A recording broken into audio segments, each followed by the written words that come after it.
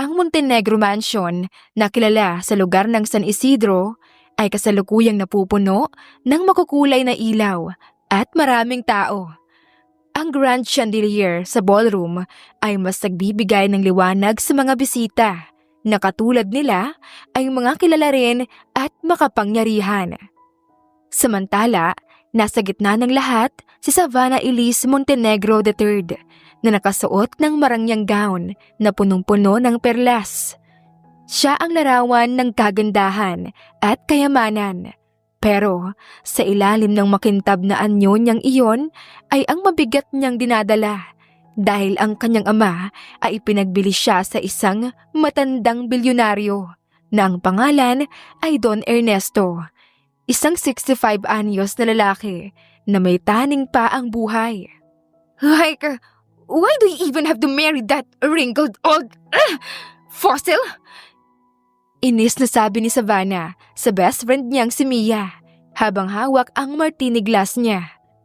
My dad is annoying. He treats me like I'm some business deal. Dugtong pa niya at matalim na napairap sa kawalan. Ano bang gagawin mo? Mukhang set na ang utak ng daddy mo na i-announce ang wedding niyo ni Tanda Sagot naman ni Mia at saka nagpahabol pa ng ilang salita. Unless may gagawin kang kabaliwan o kalokohan ngayong gabi. Insane? Ha! Darling, I am insane! Malokong sagot ni Savannah at biglang napansin niya si Aiden Reyes, ang kargador ng tubig nila. Si Aiden ay simpleng lalaki na naka-white shirt at itim na shorts. Malinis naman siya pero hindi nakaka-intimidate. Tumama ang tingin ni Savannah sa kanya at nagkaroon siya ng ideya. Mia, watch and learn. Bulong niya sa kaibigan, kasabay ang malademonyong ngiti sa labi. Tahimik ang buong ballroom nang biglang umakyat si Savannah sa stage. Lahat ng bisita ay napatingin sa kanya, pati na rin si Don Ernesto na mukhang mas lalo pang natuwa. Excuse me, everyone! Wika ni Savannah na puno ng drama. May importante akong announcement. Dugtong pa niya at ngumiti ng malawak. Napakunot naman ang noo ni Mr. Montenegro, ang kanyang ama. Savannah, ano na naman yan? Baba ka nga! Daddy, wait lang! Ako muna! Putol niya sa sinasabi ng ama at agad itong iniirapan. Sabay turo kay Aiden na kasalukuyang nagbibit-bit ng water jug. I can't marry Don Ernesto because I'm already in love with him. Meet my boyfriend, Aiden Reyes. Biglang natahimik ang lahat, napanganga ang mga bisita.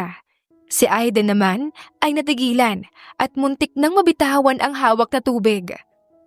At dagdag pa ni Savannah habang hawak ang tiyan. We are expecting a baby. Ano? Ano? Halos sabay na sigaw ni na Aiden at ng kanyang ama. Ang ballroom ay napuno ng bulungan. Si Don Ernesto naman ay halos mahulog sa upuan at hindi makapaniwala. Agad na lumapit si Aiden kay Savannah. Miss, anong pinagsasabi mo? Bulong niya. Shh! Just go with it! Mabilis namang sagot ni Savannah. You are a hero, saving me from a horrible fate. Ang sweet, diba? Sweet? Tubig lang ang dineliver ko dito. Anong sinasabi mo dyan? Sino ka ba? Sunod-sunod na bulong ni Aiden sa dalaga. Pero bago pa siya makapagprotestang muli, bigla siyang hinila ni Savannah.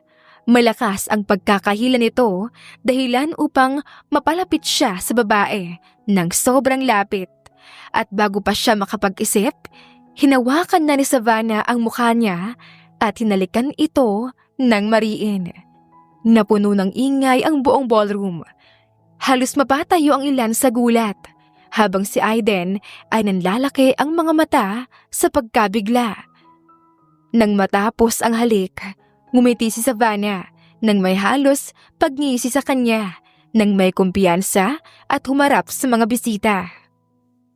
See? True love! Anya na parang walang nangyari. Si Mr. Montenegro naman ay galit na galit. Naikuyong pa nito ng sobrang higpit ang kamao. Savannah Elise Montenegro III! Ano itong pinaggagawa mo? Daddy, I told you, you can't control me forever. Sabi ni Savannah habang inirapan ang sariling ama. Aiden and I are in love, and there's nothing you can do about it. Habang naguguluhan ang lahat, bumulong si Savannah kay Aiden. Am I a good kisser? Nanliit ang mga mata ni Aiden habang nagsalubong ang kilay. May sabak ka pa sa utak, miss. Wala, pero lalagyan ko yan para sa'yo. Anito at kinindatan pa ang binatang naiinis na rin sa ikinikilos niya. Samantala, sa harap ng lahat, hindi maitago ni Mr. Montenegro ang galit na unti-unti nang sumasambulat sa kanya. Sa una, sinubukan niyang kontrolin ang sarili. Isang malalim na buntong hininga at isang pilit na ngiti. Pero habang pinagmamasdan niya ang anak na si Savannah at ang tinatawag nitong boyfriend na si Aiden, tila unti-unting nawawala ang pagpipigil niya. Anong kahiyan ito, Savannah? Sigaw ni Mr. Montenegro nang makarating na sila ni Savannah sa likod ng entablado habang hila-hila niya ang kamay nito. Talagang nagawa mo ito sa harap ng mga bisita natin, sa harapan ng mga kaibigan ko at mga kasosyo ko sa negosyo. Muli ay sigaw nito sa mukha ng dalaga na puno ng galit at puot. Sobrang lalim ng tono ng boses ni Mr. Montenegro. Tono ng boses na ayaw-ayaw naririnig ni Savannah. Daddy, I'm sorry, okay? Anito at pilit na iniirapan ang ama upang huwag magpakita ng takot. I had to do it. I don't want to marry that creepy old man. Hindi lang ito tungkol sa kasal, Savannah. Sigaw ni Mr. Montenegro na halos umalingaw-ngaw ang boses sa bawat sulok ng ballroom. Ginawa mo akong katawa-tawa, Savannah. Ginawa mong katawa-tawa ang pamilya natin. Ang pangalan natin, binastos mo ng ganun-ganun lang. Dad, ano ba? You are overreacting na. Hindi naman ako nag-criminal act or something. Pabalang na sagot ni Savannah at hindi na naman napigilan ang pag-ikot ng itim ng kanyang mga mata. Besides, everyone loves a scandal, right? Pilit pang nagpatawa si Savannah para lang ibaba ang galit ng kanyang ama. Pero si Mr. Montenegro mas lalo lang umapoy ang galit. Ang mukha nito ay maputla at ang mga mata nito ay nanlilisik. Yung tingin na parang kakainin ka ng buhay. Hindi mo naiintindihan kung gaano kalaki ang pinsalang ginawa mo, Savannah. Kilala ako bilang isang respetadong tao sa lipunan. Hindi lang bastang negosyante, Savannah. At ngayon, sa ginawa mong to, dinungisan mo ang lahat ng iyon. Tapos magbibiro ka pa ng ganyan? Daddy, you're being so unfair. I just wanted to live in my life. Bakit ba? Hindi mo ko kayang intindihin. Tumaas na rin ang boses ni Savannah habang pilit na kinukumbinsi ang kanyang ama na makita rin ang panig niya at hindi lang puro sarili nito. Intindihin? Malamig na tanong ng kanyang ama. Ito ang intindihin mo, Savannah Elise Montenegro III. Simula ngayon, wala ka ng puwang sa bahay na ito. Napaatras naman ng isang hakbang ang dalaga. Halos tumigil tuloy ang paghinga niya. Wait, what? Are you seriously kicking me out? Hindi na ako magpapaligoy-ligoy ba, Savannah? Hindi kita pinalaki para maging ganyan. Isang responsableng bata na iniisip lang ang sarili. Ang ginawa mo ay isang malaking kalapastanganan sa pamilya natin. At hindi ko hahayaang ulitin mo pa ito. Kaya't lumayas-layas ka sa pamamahay ko!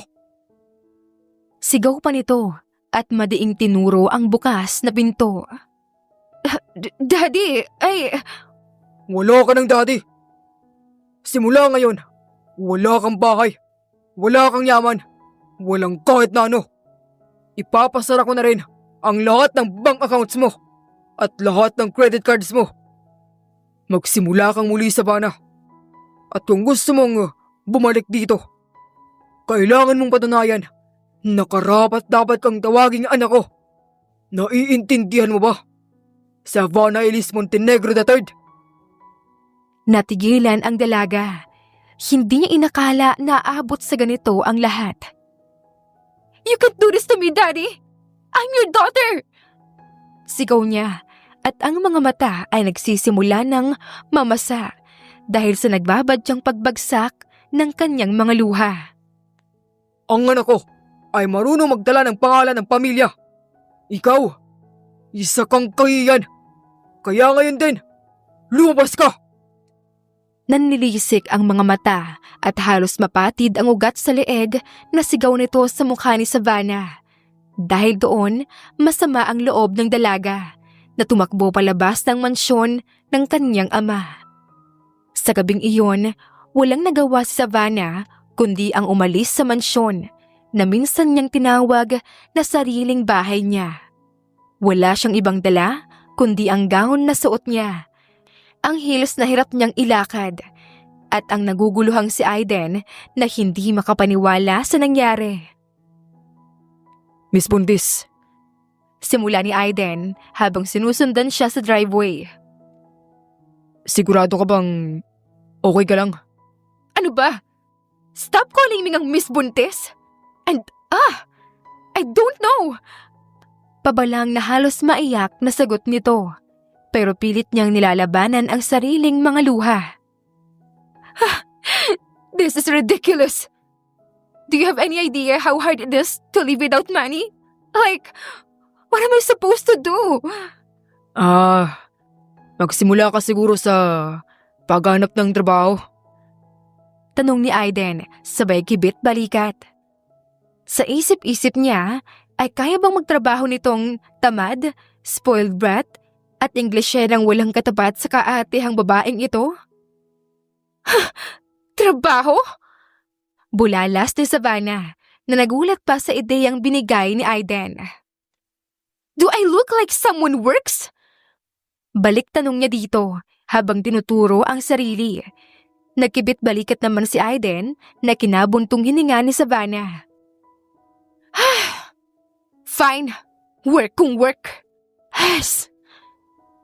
Sa unang pagkakataon sa buhay niya, naramdaman ni Savannah kung gaano kabigat ang mawalan ng lahat. Ang dating marangyang buhay niya ay napalitan ng simpleng biyahe sa likod ng isang lumang jeep. Hindi siya makapaniwala na nasa ganitong sitwasyon siya ngayon. Wala siyang pera, wala siyang gamit, at pinapalibutan siya ng amoy alikabok at pawis. This is disgusting! Seriously, Aiden? How far pa ba? Reklamo ni Savannah habang inaayos ang laylayan ng gown niya na ngayon ay puno na ng alikabok. Do you even know what kind of bacteria I am inhaling right now? Malapit na. Maikling sagot ni Aiden na halatang aliw na aliw sa pagkailang ni Savannah. Tiisin mo na lang. Hindi naman kasi ito kasing fancy ng buhay mo.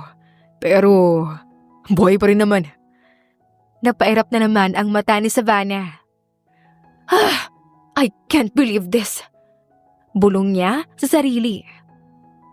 I used to ride helicopters. Now, I'm stuck in this jeep thingy. Ilang minuto pa ang lumipas at sa wakas, huminto na rin ang jeep sa harap ng isang maliit na kubo na napapalibutan ng mga puno at palayan. Sa likod ng kubo ay tanaw ang malawak na bundok. Welcome. Wika ni Aiden na masaya at saka humarap sa nakukonsuming dalaga. Samantala, si Savannah naman ay nanatiling nakatayo at mas pinagmasdan ang paligid. Wait! Is this your house? This looks like... I don't even know. Kung Tagalog ka rin kaya minsan, no? Huwag ka nang maarte dyan. Bahay namin to. Masaya kami dyan. Sagot ni Aiden na bahagya pang napapailing. O kung ayaw mo naman sa bahay namin to, pwede ka namang matulog sa tabi ng kalabaw, sa likod ng kubo. Dahil sa narinig, mabilis na pinanlisikan ng mga mata ni Savannah bago maingat na tumapak sa maputik na lupa. Don't push it! And by the way, you should really consider hiring an interior designer. Like pronto. Maarte pang sabi nito na hindi naman pinansin ni Aiden na nauna na sa paglalakad. Sa isip-isip niya ay tutulong na ang dugo sa magkabilang butas ng ilong niya. Kanina pa sumasakit ang ulo niya sa kaka-English ng babae. Bakit kaya hindi ito magtagalog? Naiintindihan nga ang mga sinasagot niyang Tagalog dito. Ayos. Puro kaartehan na lang yata. Pagpasok nila sa kubo, sumalubong ang napakasayang nanay ni Aiden. Isang simpleng babae ito na naka-duster at abala sa paghahanda ng hapunan. Aiden, anak! Ang tagal mo! Bati nito bago mapansin si Savannah. At sino naman itong bisita natin? Si Savannah po, Nay. Kaibigan ko. Nangangailangan daw siya ng tulong. Baliw kasi. Dugtong pa nito habang natatawa nang muli niyang maalala ang ginawa kaninang eksena ng babae. Sumama naman ang tingin ni Savannah sa kanya. Ay po, bati na lang ng dalaga at pilit na ngumiti kahit halatang awkward na awkward siya. Nice place. Very, rustic. Aniya habang sinisipat ng nakangiwing tingin ang paligid. Ang ganda mo naman, iha! Tuwang-tuwang sabi naman ng nanay ni Aiden. Alika, pasok ka. Kumain ka muna. Thanks, tita. But, do you have like bottled water or maybe some sparkling one? Lakas loob na tanong ni Savannah habang tinitignan iyong naninilaw na baso sa lamesa. Napangiti na lang si Aiden habang pinapanood ang reaksyon ng nanay niya. Napakamot patuloy sa ulo. Ma, hayaan mo na. Medyo maarte lang talaga ito. Maglabas na lang tayo ng bagong baso. Nagsalubong naman ang kilay ni Savannah. Sabay pumamewang ang magkabilang kamay. Maarte? Excuse me? Wala. Ang sabi ko, maganda ka. Biro ni Aiden, sabay ngiti ng pilyo na muling ikinairap ng malditang babae. Habang kumakain sila, bigla namang pumasok ang bunsong kapatid ni Aiden na si Toto. Isang batang lalaki na punong-puno ng energy. May dumi sa pisngi at hawak ang laruan niyang tansan. Wow! May magandang babae! Ate, prinsesa ka ba? Tanong ni Toto kay Savannah nang malapitan niya ito habang nakatitig sa suot niyang gown. Kind of. Sagot ni Savannah, pilit na nagpipigil ng ngiti. Why do you ask? Kasi parang laruan yung damit mo. Sagot pa ng bilyong si Toto sabay tawa. Halos mabulunan naman si Savannah. Excuse me? This is a designer gown. Limited edition. Limited edition ng basahan. Bulong ni Aiden na 100% namang narinig ni Savannah. What did you say? You're so annoying. Irap niyang sabi kay Aiden. Welcome to my world. Sagot naman ni Aiden at pilyong tumawa. Whatever. Sa unang gabi pa lang ni Savannah sa kubo ni Aiden, parang gusto na niyang umiyak.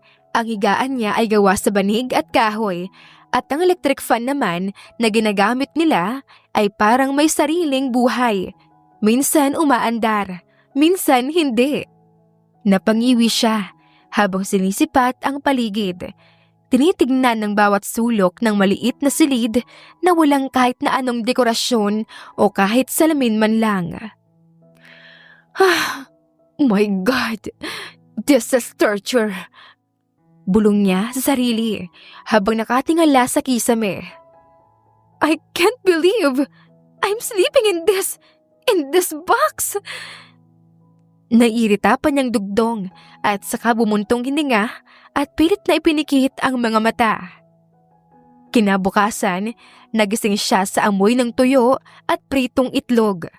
Bumangon siya nang mabigat ang pakiramdam at tuluyang nagpunta sa harap ng hapagkainan. Good morning, prinsesa. Bati ni Aiden na halatang iniinis siya. Okay ka lang ba? Parang di mo gusto yung tulugan mo kagabi ah. Dugtong pa nito at pinagtatawanan pa siya. Are you seriously asking me that? Your fan almost attacked me while I was sleeping. And I'm pretty sure there were bugs. Bugs, Aiden. Natawa ng malakas ang binata. Hayaan mo. Babayaran ko yung mga lamok para hindi ka naabalain mamayang gabi. Sagot nito na may halong biro at pambabara. Hindi siya nakisabay sa tawa nito at tumingin sa pagkain sa mesa. Seriously? Is this breakfast? Walang croissant? Walang bacon? This is just eggs and dried fish. Pasalamat ka nga maitlog pa. Kung ako ang nagdesisyon, tubig at asin lang. Ang iahain ko sa iyo eh. Pangaasar pa ni Aiden at nagsimula ng kumain. I hate you. Mahinang reklamo naman ni Savannah bago tuluyang umupo. Habang lumilipas ang mga araw, napansin ni Savannah ang simpleng pamumuhay ng pamilya ni Aiden. Sa kabila ng mga hamon sa kanilang buhay, nanatiling masaya ang mga ito na tila walang problema. Isang gabi, habang nag-uusap ang pamilya ni Aiden sa harap ng gasera, hindi maiwasang mapansin ni Savannah kung paano sila nagtatawanan kahit pa sobrang simple ng kanilang hapunan. Gulay mula sa kanilang hardin at kaunting kanin. Kuya! Tignan mo to! Sigaw ni Toto habang pinapakita kay Aiden ang gawa niyang bangka mula sa baon ng nyog. Ganda. Baka pwede na yung pangkarera sa ilog. Puri ni Aiden habang pinapahid ang pawis ng kapatid. Ay, ikaw Toto. Ang kulit-kulit mo talaga. Kain ka muna bago ka tumakbo ulit sa kung saan-saan. Sabi ng nanay habang inaabot ang plato ng bata. Nagkatinginan sina Savannah at Aiden. See that? Tanong ni Aiden sa kanya at napangiti pa ng bahagya. Ganyan kami. Simple lang, pero masaya. Tumahimik ang dalaga. Sa una, inaisip niyang simpleng pagmamalaki lang iyon ni Aiden. Pero habang tumatagal, unti-unti niyang naiintindihan.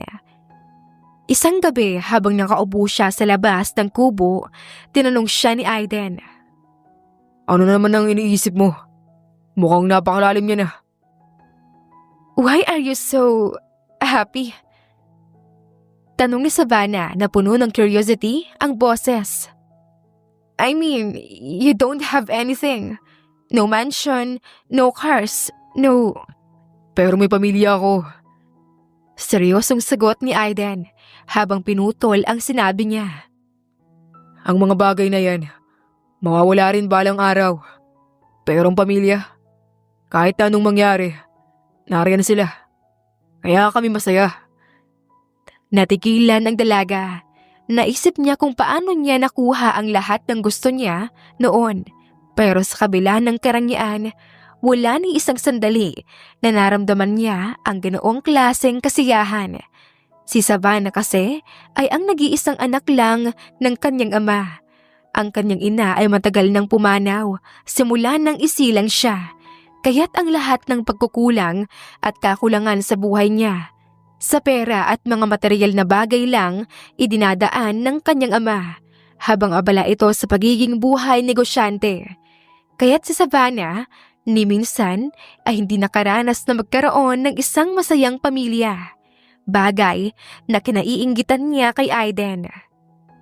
Kinabukasan, nakita ni Savannah ang nanay ni Aiden na abala sa paghuhugas ng mga plato, habang si Toto naman ay naglalaro sa bakuran. Lumapit siya ng medyo nahihiya pa. Tita, do you need help? Nagulat naman ang nanay ni Aiden, pero ngumiti nang lingunin siya. Sigurado ka, iha. Baka masira ang mga kuko mo. Anito, nang sinipat ng tingin ang mahabang kuko ni Savannah na mayroong magagandang designs ng cutics. Napabuntong hininga ang dalaga at naghubad ng mga alahas. It's fine. I want to try. Sagot nito at saka kinuha ang sponge at plato mula sa kamay ng matanda. Habang naguhugas ng plato, tumawa si Aiden mula sa malayo nang makita niya kung ano ang ginagawa ni Savannah. Wow, prinsesa! Kaya mo palang maghugas ng plato. Akala ko, allergic ka sa tubig at sabon eh. Shut up, Aiden! Sigaw naman ni Savannah, sabay irap, pero hindi niya maitago ang ngiti sa labi niya. Isang hapon habang abala si Aiden sa pagbubungkal ng lupa para sa kanilang gulayan, dumaan si Savannah na may suot na oversized na t-shirt na mukha ng dress sa kanya. Ang kanyang buhok ay nakapusod at ang mukha niya ay hindi na naman maipinta. Aiden, I swear, the heat is unbearable. I'm melting. Like, literally melting. Daing niya habang pinapaypayan ang sarili gamit ang isang dahon ng saging. Melting? Hindi ka naman ice cream. Pambabara na naman ni Aiden nang hindi tumitingin at patuloy lang ito sa pagbubungkal. You're so insensitive. Look at me. My skin is burning. My pores are crying for help. Sa wakas, tumingin si Aiden at hindi napigilang matawa nang makita ang kanyang kabuuan. Savannah, yung kulay mo, parang kulang na lang. Pwede ka nang i-harvest bilang kamatis ah. Nanlaki naman ang mata ni Savannah. Excuse me? Kamatis? This is a designer tan. FYI, natural glow no? Glow yan. Biro pa rin nang tawang-tawang si Aiden habang tinuturo ang dalaga. I hate you! Malditang sigaw ni Savannah, sabay irap. Pagkatapos ay naglakad na ito palayo sa kanya nang nagdadabog. Pero natigilan nang dumating ang napakakulit na kapatid ni Aiden at may dala itong timba na puno ng tubig. Kuya! Gusto mo bang basahin si Ate Savannah? Tanong ni Toto na mukhang excited pa sa isasagot ng kuya niya. Napakunot noo tuloy si Savannah. Wait, what? Why would you even think of that, Toto? Para po palamigin ka, ate. Parang init na ka na eh. Oh, that's sweet of you, Toto, but... Bago pa niya matapos ang sasabihin, biglang tinapunan siya ng tubig ng bata. Napangangas sa Savannah habang si Toto at Aiden ay halos mapahiga sa kakatawa. Toto! What's wrong with you? Sigaw niya habang pinapahid ng kamay ang tubig sa mukha. Wala po ate! Sabi mo kasi, init na init ka! Sagot ni Toto at saka kumaripas ng takbo palayo. Aiden? Lumingon siya sa binata, natawa pa rin ng tawa. You told him to do that, didn't you? Hindi oh. Maang-maanga namang natatawa pa rin ang binata. Pero aaminin ko, ang galing ng timing ni Toto. Dagdag ba nito na tila proud pa talaga sa ginawa ng kapatid. Dahil doon, lalong naikuyom ni Savannah ang kamao at humakbang siya palapit kay Aiden. nang nanlilisik ang mga mata na ibig pumatay ng tao. You think this is funny? Yeah. Sagot ni Aiden na napalunok pa ng laway. Sa buwisit naman ni Savannah, sinugod niya si Aiden gamit ang timba na iniwan ni Toto at saka sumalok ng maputik na tubig at mabilis na binuhos iyon sa ulo ng binata kasama ang timba. Iyan ang bagay sa'yo! Inis na wika ni Savannah sa binatang natatakpan ng timba sa ulo. Si Aiden naman, nagulat ay dahan-dahang tinanggal ang timba sa ulo niya.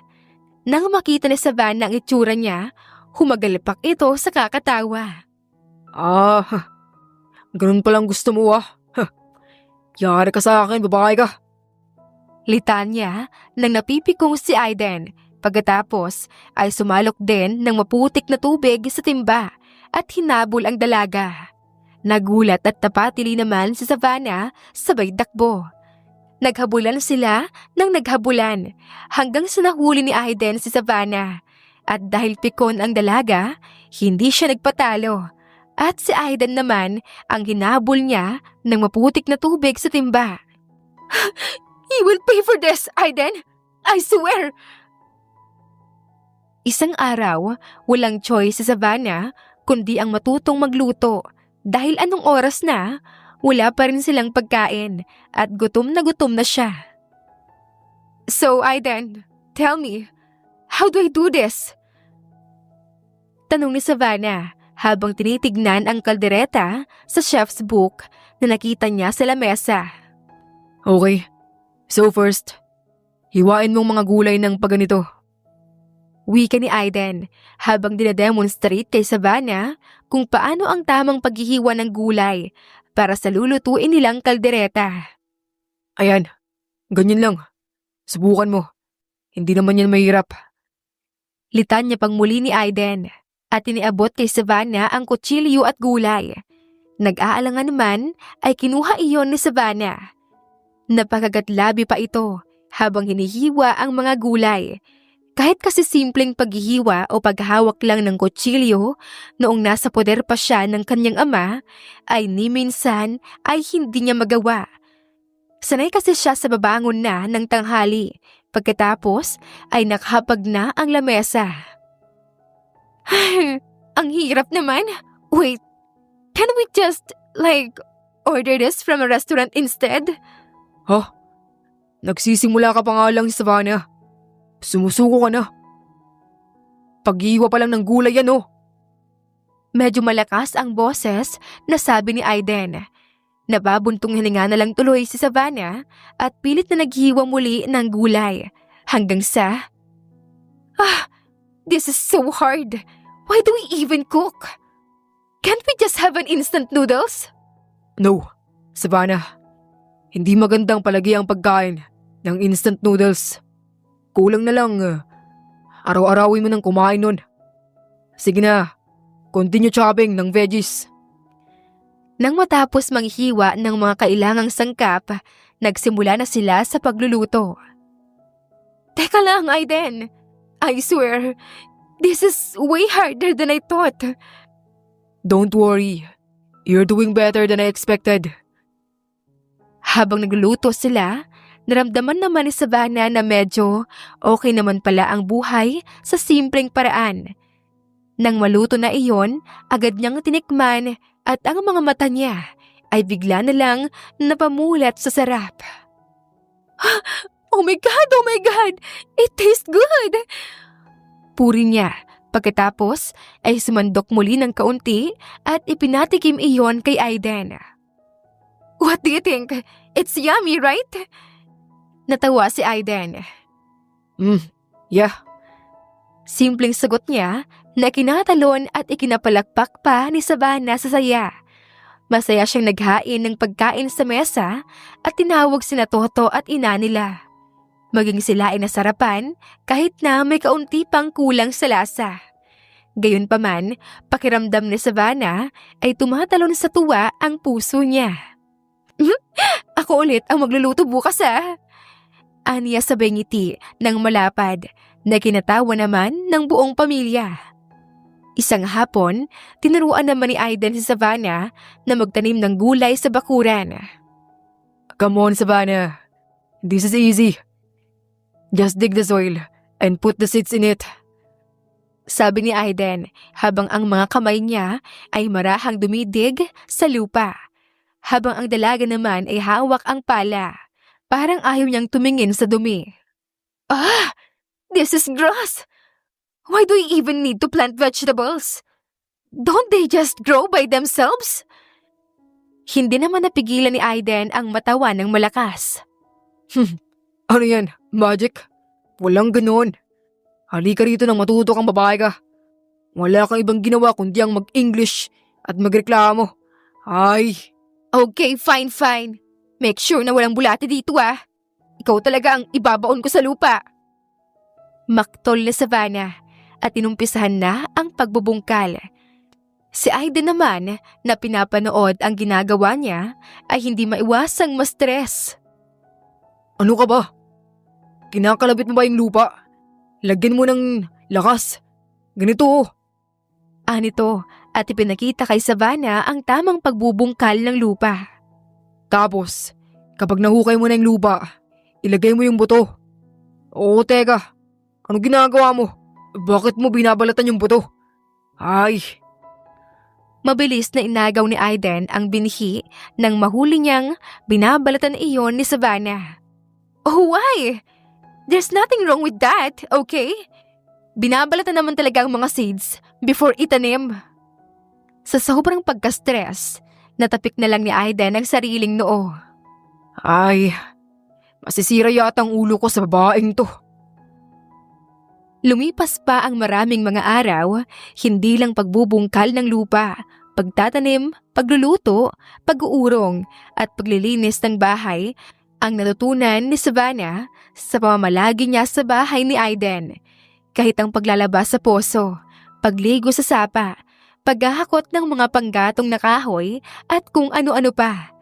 Ang lahat na dapat noong bata pa siya ay naranasan ay dito lang niya naranasan sa bahay ni Aiden. Natutuwa tuloy siya dahil mas masarap pa palang gawin iyon kaysa maghapon lang na tumutok at mag-browse sa cellphone. Hindi nagtagal, natuto na rin sa wakas kung paano mag-adjust si Savannah sa bagong buhay niya kasama si Aiden.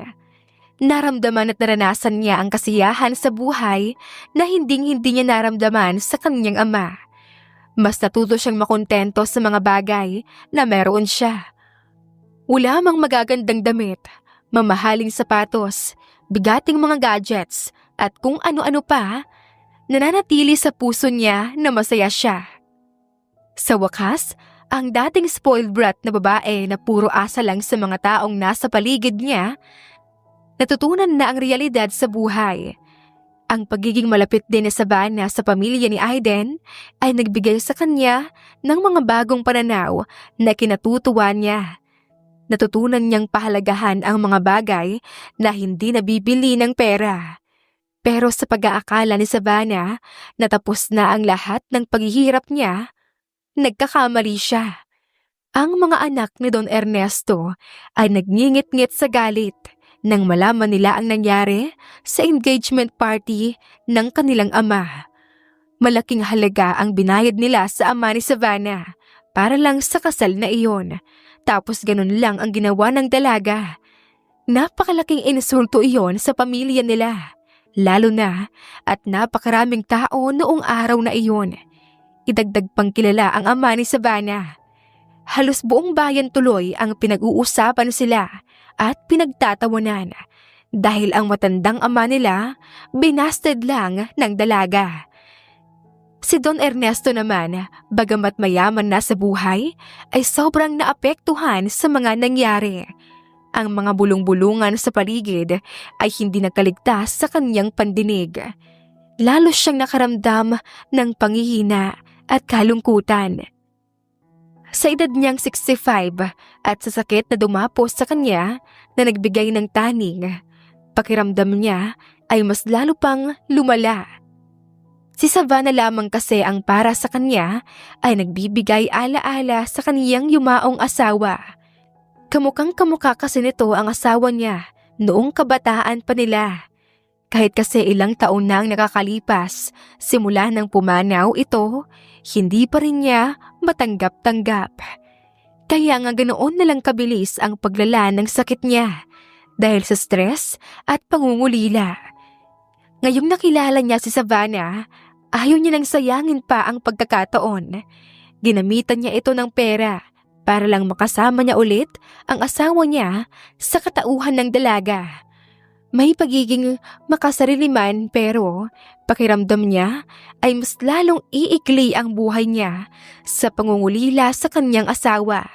Kaya nga ang mga anak niya, para lang gumawa ang mga ito ng paraan, binigyan niya ang mga ito ng kondisyon.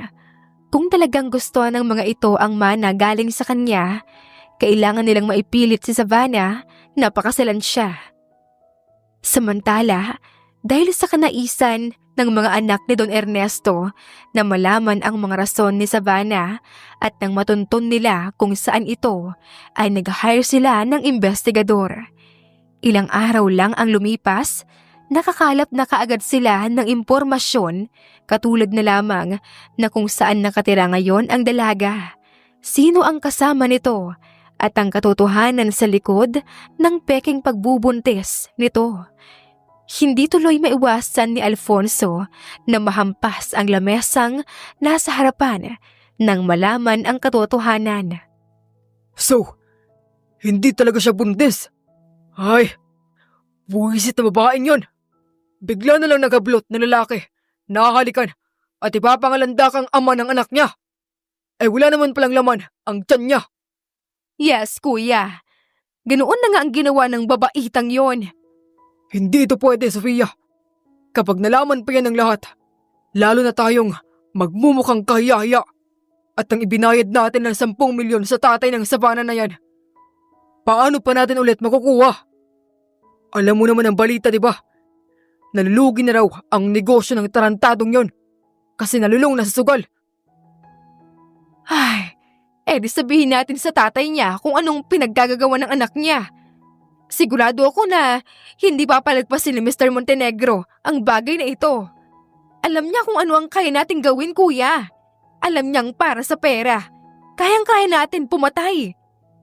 Napatingin sa matigas na pader si Alfonso habang nakayuko ang mga kamay. Ipatawag ngayon din si Montenegro. Utos nito sa mga tauhan niyang nagbabantay sa kanila na mabilis naman itong sinunod. Nang malaman ni Mr. Montenegro ang katotohanan sa likod ng kalokohan ng kanyang anak, maging siya ay nag-alab sa galit. Siya mismo ang sumama sa mga anak na Don Ernesto para sunduin ang suwail niyang anak. Isang nakakapasong sikat ng araw ang sinusuong ni Aiden at Savannah sa paggagapas ng palay sa bukid. Suot niya ang isang simpleng damit na panggapas habang nakatali ang kanyang buhok na tila ba ibang tao. Malayong-malayo na siya sa dating Savannah Montenegro III na kilala sa pagiging maarte at maluho. Careful with that sickle, Savannah. Paalala ni Aiden habang iniayos ang bigkis ng mga nailigpit na palay. Ay, can you stop telling me what to do? Sagot ni Savannah habang nagpupunas ng pawis sa noo. I'm not stupid, you know. I can handle this. Dugtong pa nito sabay irap. Natawa naman si Aiden. Sure ka? Kasi nung isang araw lang, halos maihulog mo na yung buong pananim dahil natisod ka eh. Pangaasar pa ng pilyong si Aiden. Excuse me? That was not my fault. This field is so uneven. Pero, bago pa matapos ng dalaga ang pagrereklamo, bigla na lamang may 5 SUV ang tumigil sa harapan ng bukid na ginagapas nila. Sabay silang nagkatinginan ni Aiden at nagkunutan ng noo. Tila tinatanong ang isa't isa kung sino ang mga iyon o kung may inaasahan ba silang bisita. Nang parehas na nagkibit balikat, muli nilang tinignan ang 5 SUV. Ilang sandali pa, iniluwa ng mga sasakyang iyon ang ama ni Savannah na si Mr. Montenegro at ang dalawa pang anak ni Don Ernesto, sina Alfonso at Sofia. Bukod pa roon ay may kasama pa ang mga ito na mga armadong tauhan at driver. Bigla tuloy kinabahan ng sobra si Savannah. Napaatras pa siya ng isang hakbang at ang hawak niyang lilik at mga palay halos mabitawan na ng kanyang mga kamay. Daddy? Tinignan lang siya ng matalim at masama ng kanyang ama. Napalunok tuloy siya ng malapot na laway at magsasalita pa sana nang may isang bigla na lang sumingit. Well. Malakas na boses ni Alfonso, ang panganay na anak ni Don Ernesto. Mukhang nag-e-enjoy ka na sa pagiging farmer, Miss Montenegro. Sarkastiko at may panlalait na sabi nito. Hindi tuloy na iwasan ni Savannah ang mapakuyom ang kamao. Samantala, natawa naman si Sofia, ang bunsong anak ni Don Ernesto, habang animoy iniiskan ng tingin ang katawan ni Savannah. She doesn't look pregnant. Same old figure. Super sexy pa rin. So, you are really not pregnant, huh? Lalong napalunok ng sunod-sunod si Savannah. Nahawakan pa niya ang tiyan niya. Gayunpaman, pinanatili niyang matatag at matibay ang sarili. What the hell are you doing here? Don't raise your voice at us, Savannah. Singhal ng kanyang ama. Ang boses nito ay punong-puno ng galit at hinanakit sa ginawa niya. Naaalala mo na ba kung anong ginawa mo, ha? Nakakaya ka, Savannah. Pinahiya mo ang pamilya natin dahil sa pagiging selfish mo. Tapos ngayon, dito ka lang mapapadpad sa isang maputik at mabahong panayan na ito. At kasama pa talaga yung ampaslupang kargador ng tubig na yan, ha? Sinabi ng kanyang ama. Si Aiden naman ay masamang napatingin kay Mr. Montenegro habang pinipilit na maging kalmado. Kung iniisip niyo pong may ginagawa kaming masama ni Savannah, nagkakamali po kayo. Tinutulungan ko lang po ang anak niyo na pinagpalit niyo sa pera. Singhal din ni Aiden na mas ikinapamilog pa ng mga mata ng nagngangalit na si Mr. Montenegro. Magsasalita pa sana ito nang biglang sumingit si Alfonso. Tunulungan? Halakhak na may halong panunuya ni Alfonso. Aiden Reyes, tama. Kargador ng tubig. Seriously, Savannah? From the penthouse to the pigsty? Talaga? Enough! Napipikong sigaw nang umiiyak sa sama ng loob na si Savannah. Leave him out of this! What do you want from me? Tapatan niyang tanong sa mga ito. Lumapit naman sa kanya ang kanyang ama at bago pa makaiwas si Savannah, hinawakan na siya nito sa braso ng sobrang higpit. Isa lang. Sumama ka sa amin at pakasalan mo si Don Ernesto. Wait, what? Hanggang ngayon talaga?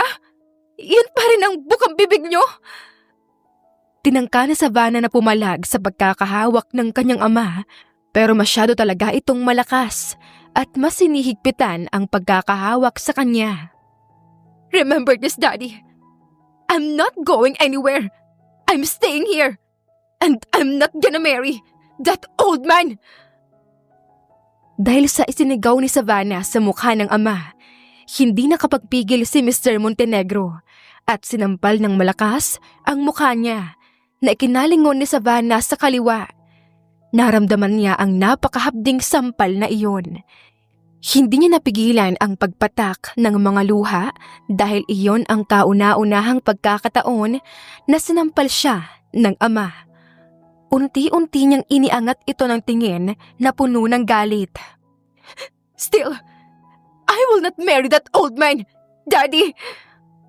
Muli nitong sigaw sa mukha ng ama na may nanlilisik na mga mata. Sinubukan ni Aiden na lumapit para tumulong pero agad siyang tinutukan ng 4 na baril ng mga tauhan ni Don Ernesto.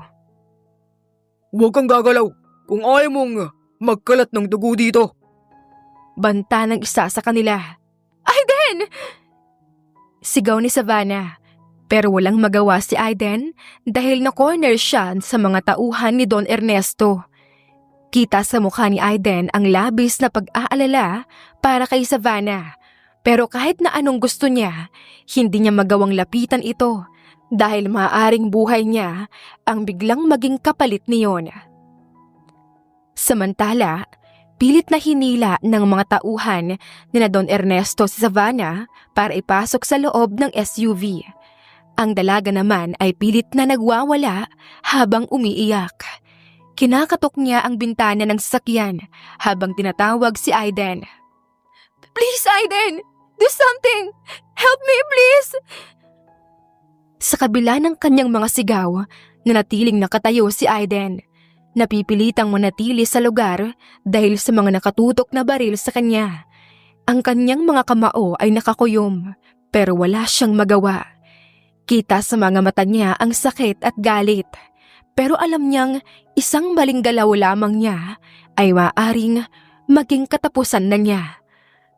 Habang papalayo ang mga sasakyan, pikit matang napaiyak si Savannah sa loob ng kotse. Sa bawat pagkatok niya sa bintana, tila nawawala na siya ng pag-asa. Aiden! Mahina niyang bulong habang dumadaloy ang luha sa magkabila niyang pisngi. Sa pagbabalik na Savannah sa kanilang mansyon, para siyang ibinalik sa impyerno. Halos kalad ka rin siya ng kanyang ama papasok sa loob ng bahay habang galit na sinasabi ang, Ikaw talagang bata ka. Hindi ka talaga marunong makinig. Napakatigas ng ulo mo. Sa dinami-dami ng lalaki, nahihilain mo. Para lang hindi maituloy ang kasal mo. Isa pang kargador ng tubig. Nag-iisip ka ba, ha? Savannah? Daddy, ano ba? Stop it! Sigaw ng nasasaktan at naiiritang si Savannah habang pilit na nilalabanan ang higpit ng hawak ng kanyang ama sa kanyang maliit na braso. You don't understand! I don't want this life! You're forcing on me! Hindi kita tinatanong kung ano ang gusto mo, Savannah. Singhal ni Mr. Montenegro, sabay malakas na itinulak siya papasok sa isang madilim at malamig na silid. Dito ka muna hanggat hindi nagbabagong isip mo. At huwag kang magtatangkang tumakas. Kundi, yari ka sa akin. Napasinghal si Savannah sa labis na sama ng loob na nararamdaman. Are you serious? You can't treat me like this! Sigaw niya nang umiiyak habang kinakalampag ang pintuang bakal na isinara ng kanyang ama. Magpakatalino ka, Savannah. Malamig na sabi ni Mr. Montenegro bago ito tuluyang umalis. Kapag natuto kang sumunod, saka ka lang makakalabas. Lumipas ang mga araw at naramdaman ni Savannah ang tunay na kahulugan ng paghihirap. Ang madilim na silid kung saan siya itinuring na bilanggo ng kanyang ama ay hindi lamang walang ilaw. Halos wala itong laman. May isang maliit na banig sa sahig, isang balde ng tubig na hindi pa niya alam kung malinis, at ilang piraso ng tinapay na may parte na hindi pa luto ng maayos. Halos mawalan siya ng lakas, pero nanatili siyang matatag. Akala niya, mapipilit niya akong magpakasal kay Don Ernesto. Bulong niya sa kanyang sarili habang nakasandal sa malamig na pader. I won't do it. I won't let him control me again. May pagkakataon namang binibisita siya ng kanyang ama, pero hindi para bigyan ng pagkain o kaawaan, kundi, Bakit ba ang tigas ng ulo mo, Savannah? Naiintindihan mo bang 10 milyon ang halaga ng deal na ito? Pinapili kita ng maginhawang buhay, pero anong ginawa mo? Sumama ka sa lalaking walang maibibigay sa'yo kahit matinong bahay. Gayunpaman, hindi niya ito sinasagot o kahit pinapansin. Nakatulala lamang siya habang iniisip si Aiden. Ang lahat ng mga alaala niyang masasaya sa binata. I'm not giving up on you, Aiden. Mahina niyang bulong habang pinupunasan ang luha sa kanyang mga mata. You are worth it. I know. We're worth it. Pero isang araw, bumisita si Don Ernesto sa mansyon. Sa edad niyang 65, halata ang hirap sa kanyang katawan. Ngunit, determinado siya. Mr. Montenegro, handa pa rin akong ituloy ang kasal. Litanya nito sa ama ni Savannah habang nag-uusap sila sa sala.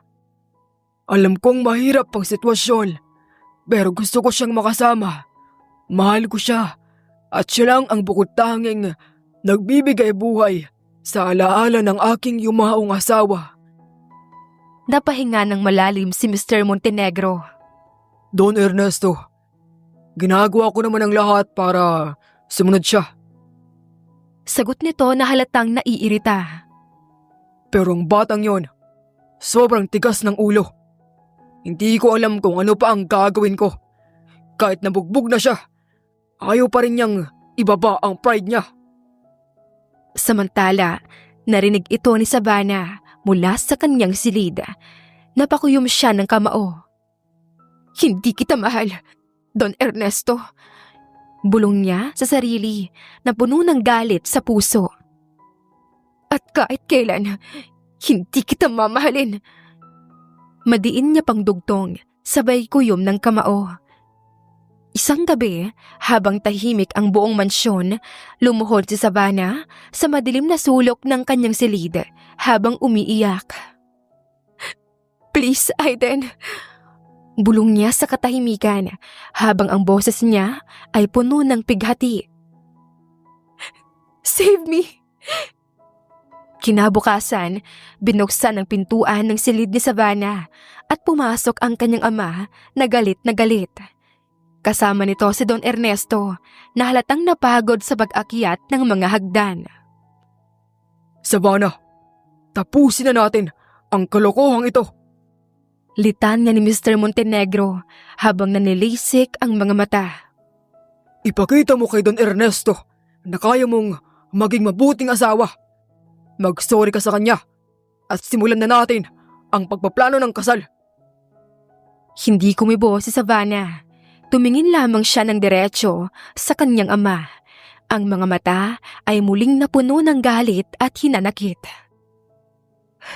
I'm not marrying him, Daddy. Over my dead body. Mariin niyang sagot at ang pagbagsak ng kanyang mga luha ay naging sunod-sunod. Anak, huwag mong sagarin ang pasensya ko. I don't care! Sigaw pa rin ni Savannah habang nanginginig ang boses sa galit. Do whatever you want. But I won't marry a man I don't love. I'm not your puppet, Daddy. You can't control me anymore. Halos mamula ang mukha ni Mr. Montenegro sa galit. Kung hindi kita kayang kausapin ng maayos, siguro mas mabuti pang enough. Sabat ni Don Ernesto. Tumikhim ito at saka humakbang palapit kay Savannah. Iha, naiintindihan ko ang nararamdaman mo. Alam kong hindi ito madali. Pero gusto ko lang naman sanang malaman mo na handa akong maghintay. Napatingin si Savannah kay Don Ernesto at kahit papaano may nakita siyang bakas ng tunay na lungkot sa mukha nito. Pero hindi iyon sapat para magbago ang isip niya. Mr. Ernesto, malamig niyang tugon. You deserve someone who will truly love you. But that's not me. And that will never be me. Madiin niyang pagpapatuloy. Napabuntong hininga si Don Ernesto. Kung yun ang pasya mo, wala na akong magagawa. Ngunit sana, dumating ang araw na magbabago ang isip mo para na rin sa kalayaan mo. Naikuyom lalo ni Savannah ang kanyang kamao. Pagkalabas ni na Don Ernesto at ng kanyang ama, naiwan ang dalagang mag-isa sa madilim na silid. Napahiga siya sa malamig na sahig at ang luha niya ay dumaloy na halos walang kapatiran sa kanyang magkabilang pisngi. Nasaan ka na ba kasi, Aiden? I really need your help. Please, come with me. Samantala, habang nananatili si Aiden sa kanyang probinsya, ang isip naman niya ay nasa Maynila kung nasaan si Savannah. Paraon at parito ang lakad niya at hindi mapakali. Hindi niya matanggal-tanggal sa isip ang dalaga kahit na anong gawin niya. Araw-araw, ang itsura nito ang nakatatak sa isip niya. Lalo na noong sapilitan siyang isinakay sa SUV nang umiiyak at nangihingi ng saklolo sa kanya. Idagdag pa na tuwing gabi kapag matutulog na siya, ang figura ng babae ang lumilitaw sa panaginip niya. Madilim ang paligid, puro pasa, luhaan at paulit-ulit na nangihingi ng tulong sa kanya. Savannah, kumusta ka na? Ano na bang ginagawa nila sa'yo dyan? Okay ka lang kaya? Iyon ang araw-araw, gabi-gabi na tanong niya sa kanyang sarili hanggang dumating siya sa punto na hindi niya na kaya. Pakiramdam niya ay papatayin na siya ng kanyang sariling pag-aalala at konsensya na wala man lang siyang ginagawa para masiguro ang kaligtasan ni Savannah. Na pakiramdam niya, unti-unti niya nang nagugustuhan. Unti-unti nang nagugustuhan ng puso niya. Sa kabilang banda, pinuntahan ng mga anak ni Don Ernesto si Savannah sa madilim na silid kung saan siya ikinulong. Inip na kasi ang mga ito. Kung talagang hindi makukumbinsi ang dalaga na magpakasal sa kanilang ama, babawiin na nila ang 10 milyon. At kung walang maibabalik ang ama ni Savannah, isang bagay lang ang naiisip nila. Iyon ay walang iba kundi ang patayin si Mr. Montenegro na tuluyang nabaon sa utang, nalulong sa sugal at sa paggamit ng ilegal na droga at naging dahilan ng pagkabangkarote ng kumpanya nito. Hindi ba kayo nakakaintindi? I don't care what you want. Mariing pambabara sa kanila ni Savannah nang pilitin na naman siyang tanggapin ang alok ng kasal ng kanilang ama. I will never marry your father. Itaga niyo yan sa bato. Ngunit, sa halip na magalit pa ang mga anak ni Don Ernesto, inisian lang siya ng mga ito nang may panguuyam. Talaga? Then, maybe this will change your mind. Wika ni Alfonso. Binuksan nila ang pinto at bumulaga kay Savannah ang kanyang ama. Nakaposas ang mga kamay nito sa likod. May ilang pasa sa mukha at may black eye. Pero ang sumunod na nangyari ay ang tuluyang nagpasabog sa puso niya. Tinutukan nila ng baril sa ulo ang kanyang ama na halos hindi na makagalaw sa sobrang takot. Daddy! Sigaw ni Savannah habang nagpupumilit tumayo. Diyos, Savannah! Wika ni Alfonso habang hawak ang baril at nakangisi. You marry our father, or your dies right there, right now. Napalunok ng mapait na laway ang dalaga. Nanginginig ang buong katawan niya sa takot at pilit niyang iniisip na huwag sumuko. Pero ang makita ang kanyang ama na puro pasa, nakaposas at tinututukan ng barilang ulo ang nagpasuko sa kanya. Fine! Sigaw niya nang humahagulgol. Fine! I'll do it! Just don't hurt me, Daddy! Please! Naghalakaka naman ang mga anak ni Don Ernesto na sina Alfonso at Sofia. Good girl! Well, make sure you look perfect for the wedding. Wika ni Sofia na may halong pangiinis at pangmamaliit sa tono ng boses. Napahagulgol si Savannah nang umalis na ang mga ito sa harapan niya. Dala-dala nila ang daddy niya na paika-ika sa paglalakad habang nakaposas.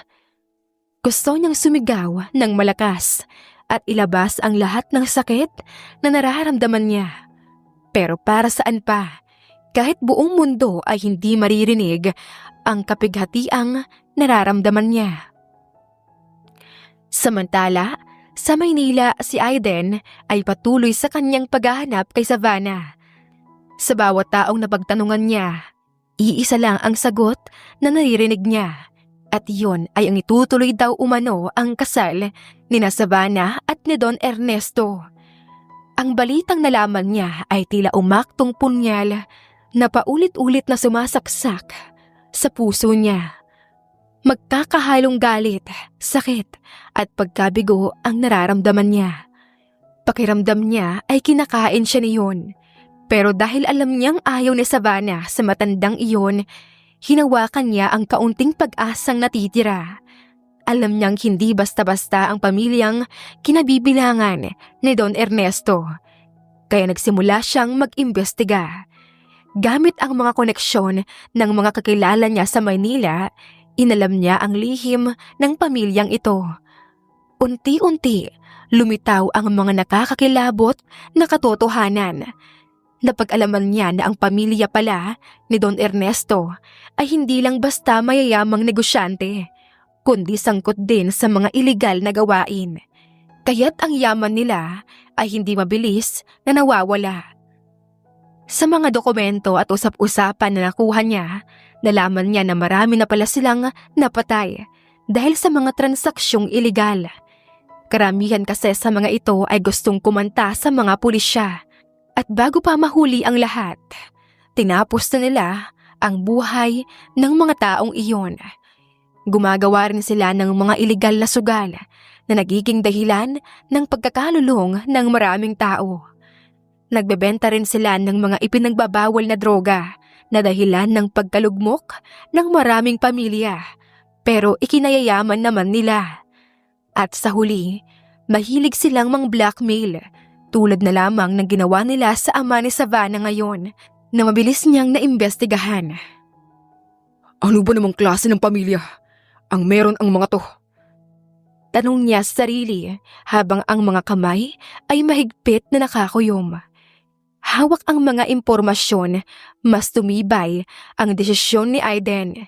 Hindi niya hahayaan na si Savannah ay mapahamak sa kamay ng ganitong mga tao. Alam niyang malapit na ang kasal nito, pero gagawa siya ng paraan sa abot ng makakaya. Hold on, Savannah. Bulong niya na puno ng determinasyon.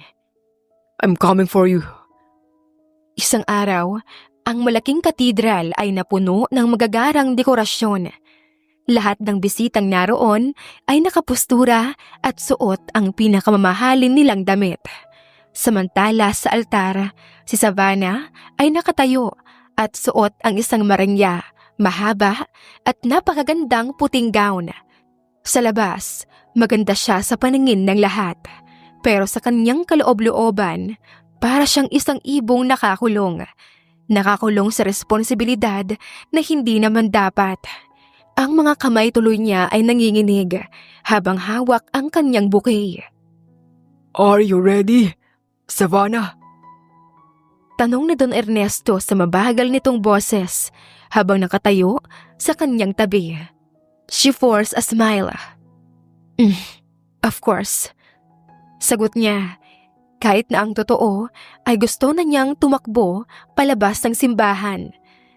Nang tumunog na ang kampana, pumasok na ang pari at sinundan ito ng mga choir na kumakanta ng malumanay na himig.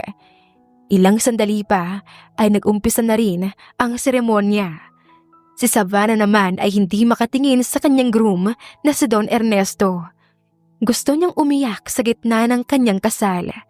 Kasal na sana ay pinapangarap niyang si Aiden na lang ang makasama niya habang buhay. Daddy, bulong niya sa isip niya. Bakit ba kasi ganito?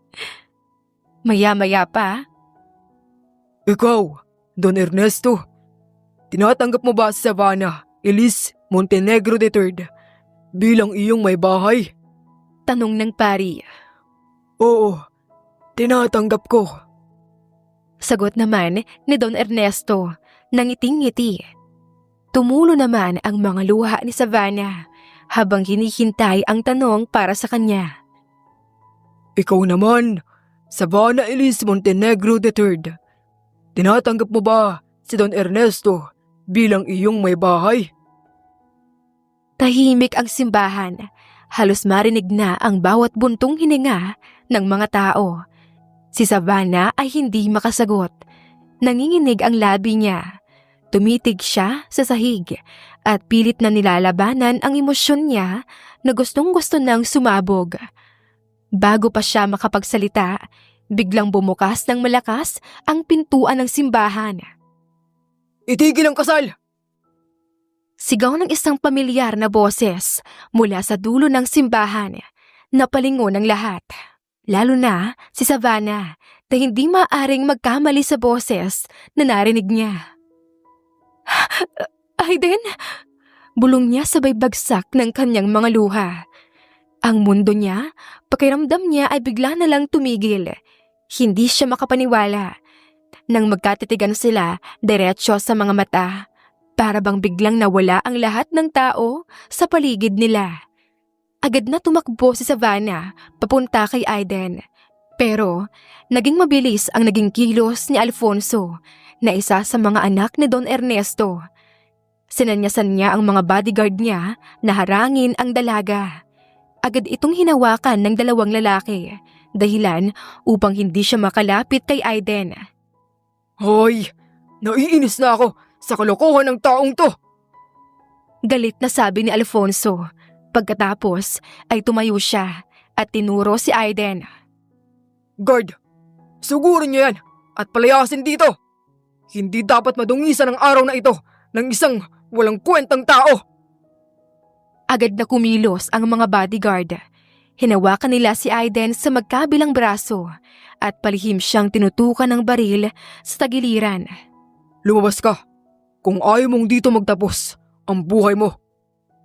Madiing bulong ng isa sa mga gwardya. Pero matalino si Aiden.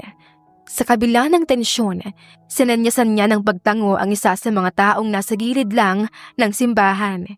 Ito ang senyales na hinihintay ng kanyang mga kasamahan. Mula sa iba't ibang direksyon ay pumasok ang ilang lalaking nakabarong na hindi inaasahan ng lahat. Mga undercover na pulis. Huwag kayong kikilos! Ibaba ang lahat ng mga baril! Sigaw ng isang pulis habang itinututok ang baril sa mga bodyguard. Nagulat ang lahat, lalong-lalo na ang mga anak na Don Ernesto na agad nilapitan at pinusasan ng iba pang mga pulis. Ano to? Galit na sigaw ni Alfonso habang hinuhuli siya. Hindi niyo ba alam kung sino ako? Alam namin kung sino ka. Sagot ni Aiden. Tumayo siya at hinimas ang mga braso niyang sumakit dahil sa mahigpit na pagkakahawak sa kanya ng mga bodyguard. At alam din namin ang ginawa mo. Extortion, illegal gambling, drug trafficking. Kailangan ko pa bang ituloy? Nanlaki ang mga mata ng mga bisita. Ang kasal na dapat sana ay eleganteng seremonya ay nauwi sa isang eskandalo. Si Savannah naman ay pilit na kumawala mula sa mga hawak ng mga bodyguard at napayakap kay Aiden nang tuluyang makalaya. I told you, I'd come for you. Bulong ni Aiden habang yakap siya ni Savannah. He really did. Sagot ni Savannah nang umiiyak at sa huli ay napangiti. Sa wakas, nakaramdam na rin siya ng kaligtasan at iyon ay walang iba kundi sa mga kamay lamang ng binatang hinihintay niya, si Aiden. Samantala, sa gitna ng kaguluhan, nagpatuloy ang operasyon ng mga pulis. Hindi lang ang mga anak ni Don Ernesto ang kanilang hinuli, pati na rin ang ama ni Savannah na si Mr. Montenegro. Natuklasan kasi nila ang malalim na kaugnayan nito sa ilang iligal na gawain, tulad na lamang ng paggamit at pagbebenta ng ipinagbabawal na gamot at pati na rin ang pagiging sangkot nito sa mga underground na panunugal. Mr. Montenegro, you are under arrest Sabi ng isang pulis habang isinusuot dito ang posas. Kumunot ang noo ni Savannah na punong-puno ng pagtataka. "Daddy!" Sigaw niya nang nanlalaki ang mga mata habang nakayakap pa rin kay Aiden. Napalingon si Mr. Montenegro sa kanyang anak at ang dating maaliwalas na mukha nito ngayon ay napuno ng mga pinaghahalong takot at pagsisisi. Savannah, anak, let me explain. Pero hindi na siya binigyan pa ng pagkakataon ng mga pulis. Dinala na siya ng mga ito, kasama ang mga anak ni Don Ernesto, palabas ng simbahan. Doon ay nakasuhan sila ng patong-patong na kaso, lalo na ang mga anak ni Don Ernesto. Kasabay niyon ay marami pang ibang tao ang lumabas at naghain ng reklamo laban sa kanila. Lumipas ang ilang buwan sa kulungan, naghirap ng gusto si Mr. Montenegro. Ang dating marangya at komportabling buhay niya ay napalitan ng malamig na selda. Kasabay nito, unti-unti niyang nabagtanto ang lahat ng pagkakamali niya. Ang pagsusugal, ang pagiging lulong sa droga, at higit sa lahat, ang pagbebenta niya sa sariling anak para lamang matustusan ang sarili niyang luho at pangangailangan. Dahil sa kalagayan niya, kinailangan niyang sumailalim sa rehabilitasyon. Doon niya naunawaan ang epekto ng mga mali niyang desisyon, hindi lang sa sarili, kundi lalo na kay Savannah. Isang araw, habang nakaupo siya sa hardin ng rehabilitation center, nakita niya ang dalaga na papalapit sa kanya, kasama si Aiden. "Daddy," mahinang tawag ng kanyang anak sa kanya. Nang makarating na sa harapan niya, tumigil ito sandali. Napaluha si Mr. Montenegro. Tumayo siya ng mabagal at lumuhod sa harap ni Savannah. Savannah, anak, patawarin mo ko. Hindi ko alam kung paano ko nagawa na ipagbili ka. Napakasama kong ama. Sinira ko ang buhay mo. Hindi napigilan ni Savannah ang pagluha.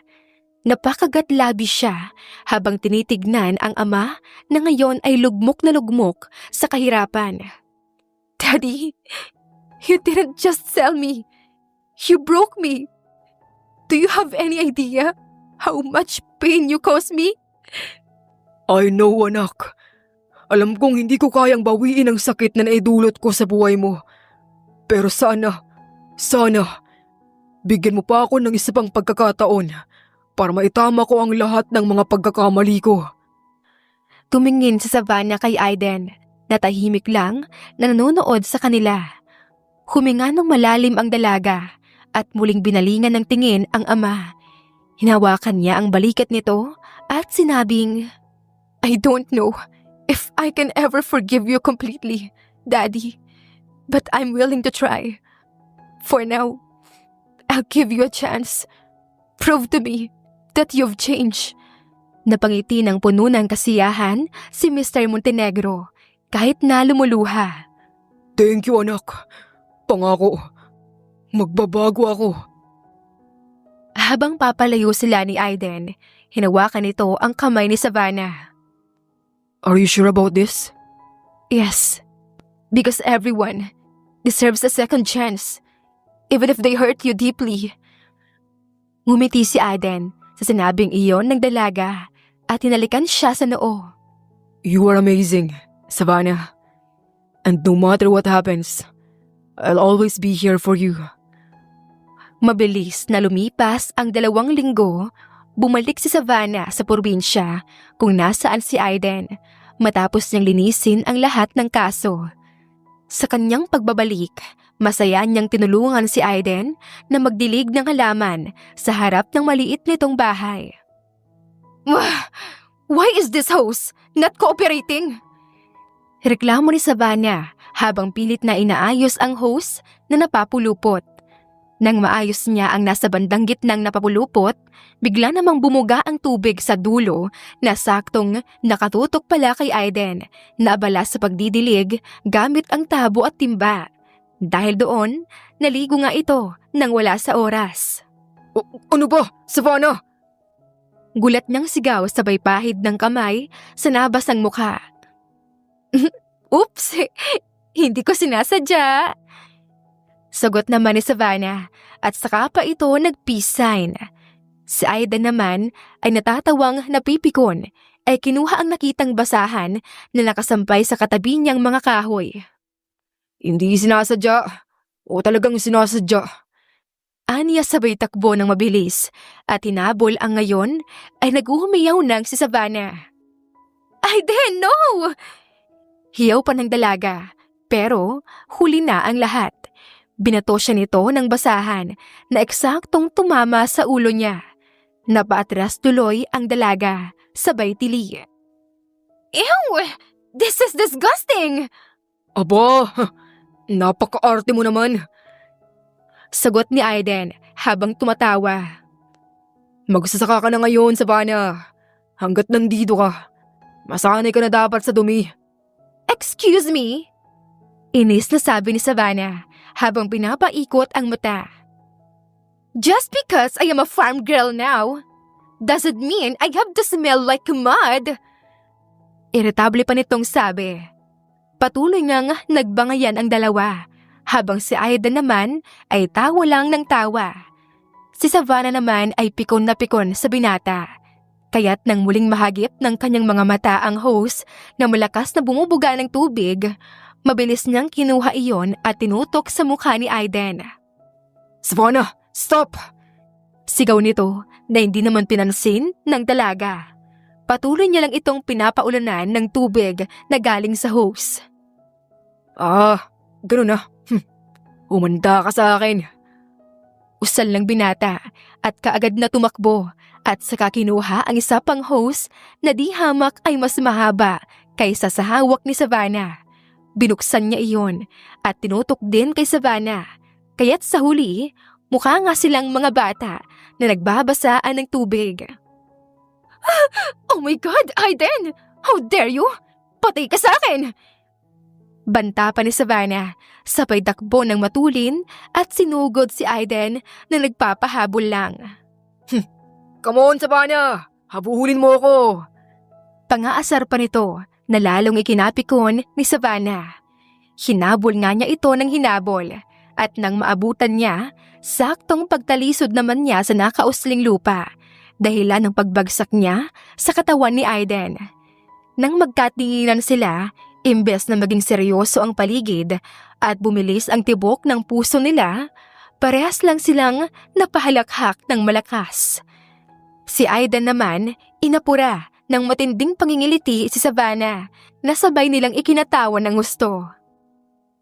Kinagabihan, habang nagluluto si Aiden ng adobo, tahimik namang nakaupo ang dalaga sa mesa habang hawak niya ang isang tasa ng tsaa. Napansin din niyang halos hindi siya kinikibo ni Aiden. Hey! Are you mad at me? Tanong niya nang nakangiti, pero halata ang guilt na nararamdaman niya. Medyo. Sagot ni Aiden nang hindi niya nilingon ang dalaga. Napakunot noo tuloy ang dalaga. What? Why? Because I soak you with water? Come on, Aiden! You've done worse! Ngumiti ang binata ng bahagya. Baka nga. I said, I'm sorry naman, di ba?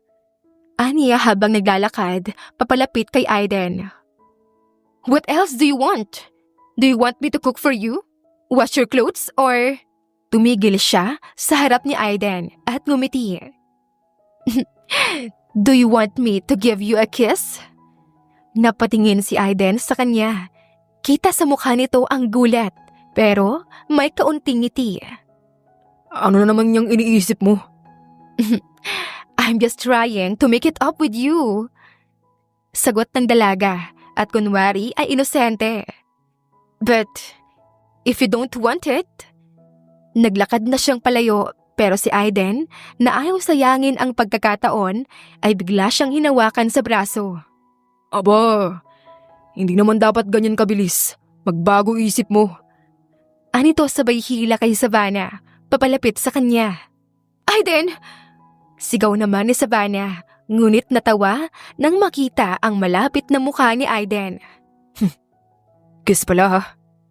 Bulong nito bago mapagkunwaring hahalikan siya. Napaigtad tuloy ang dalaga na ngayon ay nanlalaki na ang mga mata. Wait! I was joking! Sigaw nito pero tinuloy pa rin ni Aiden ang halik na iyon na ikinatikom naman ng bibig ni Savannah. Bumilis ng napakabilis ang tibok ng puso ng dalaga. Hindi niya alam kung tama ba ang nangyayari, pero hindi niya kayang itulak si Aiden papalayo sa kanya. Nang maghiwalay ang kanilang mga labi at nang magkatitigan sila ng binata, hindi niya naiwasan ang pagpula ng magkabilang pisngi niya. Napaiwas tuloy siya ng tingin kay Aiden at parang gusto niyang maglahos sa kahihiyan. I need a minute. Nahihiya at utal-utal na wika ni Savannah, sabay karipas ng takbo palayo sa binata. Si Aiden naman sa kabilang banda ay hindi mapigilan ang mapangiti ng matamis habang pinapanood niya kung paanong tumakbo ang dalaga palayo sa kanya. Sinabi ko naman sa'yo na wag mo akong bibiruin ng ganon. Kung ayaw mong tutuharin ko, pikon pa naman ako.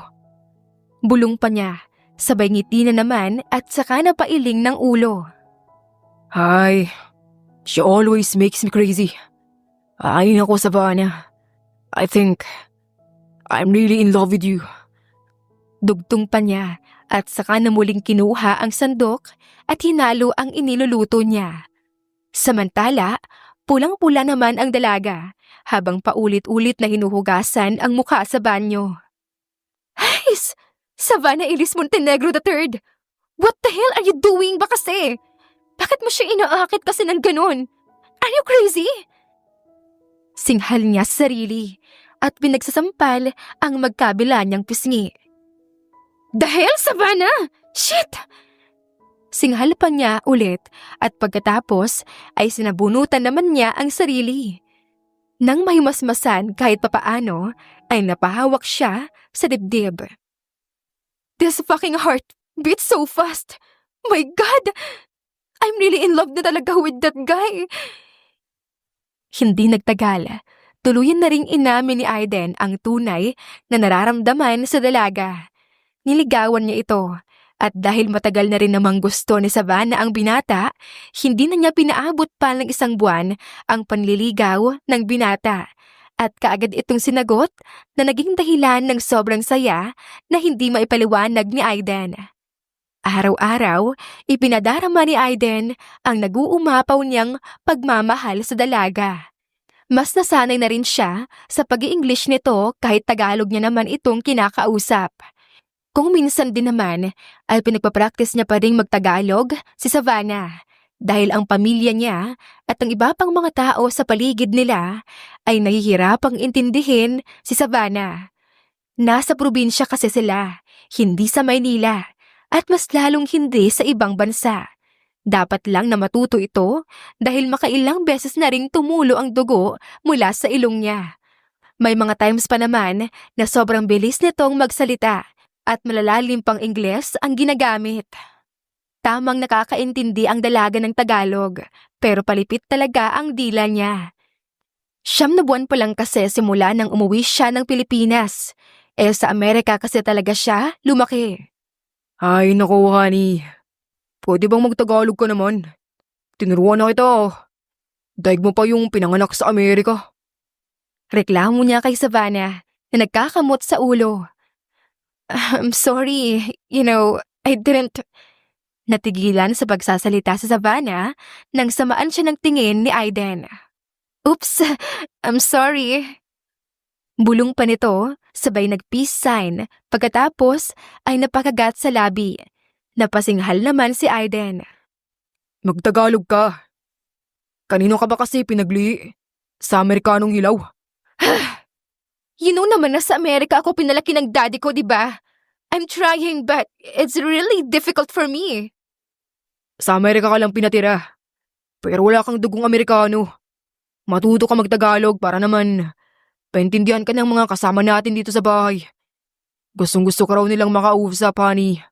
Pero di talaga nila maintindihan ang mga sinasabi mo sa bilis mong magsalita. Okay, I'll try again.